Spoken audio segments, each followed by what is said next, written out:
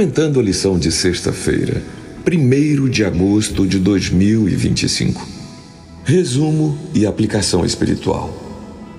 O resumo e aplicação da lição nos permite revisar pontos relevantes do estudo que nos ajudarão no crescimento espiritual ao considerarmos o assunto da Páscoa e da 10ª e última praga no Egito. Depois de exaustivas tentativas feitas por Moisés e Arão junto ao faraó e sua corte, certo homem queria entregar-se a Cristo a fim de segui-lo como seu salvador, porém não podia encontrá-lo. Ele sentia o peso de um crime praticado contra uma companhia de seguros, e isso o enchia de remorsos. Acontecera que, certa ocasião, em desespero por apertos financeiros, provocou um incêndio em seu armazém com o intuito de receber o prêmio do seguro. Não tendo sido descoberto seu ardil, a sua esperteza, a companhia pagou-o integralmente. Passaram-se os anos, e agora, depois de ter ouvido a pregação do Evangelho, relutava em aceitar Jesus. O pastor soube do caso pela esposa do candidato ao batismo, e então foi lá falar com ele. A princípio, ele ficou zangado, porque achava que o pastor estava se metendo onde não havia sido chamado. Um dia foi descoberta a sua fraude, e ele foi conduzido até a delegacia e de lá para a prisão estadual. Condenado depois a 20 anos de prisão em regime fechado. Isso nos mostra que nenhuma consciência está tão morta que Deus não possa tocá-la.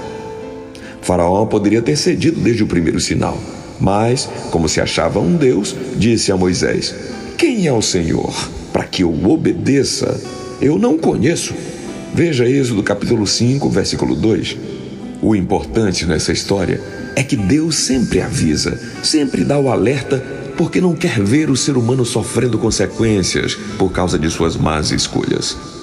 Faraó foi tão arrogante que ameaçou Moisés até de morte, a ponto de o bom Moisés, calmo como era, sair furioso de sua presença, quase dizendo: "Não acredito que esse sujeito não se dobre nem diante da morte e ainda faça o seu próprio povo sofrer.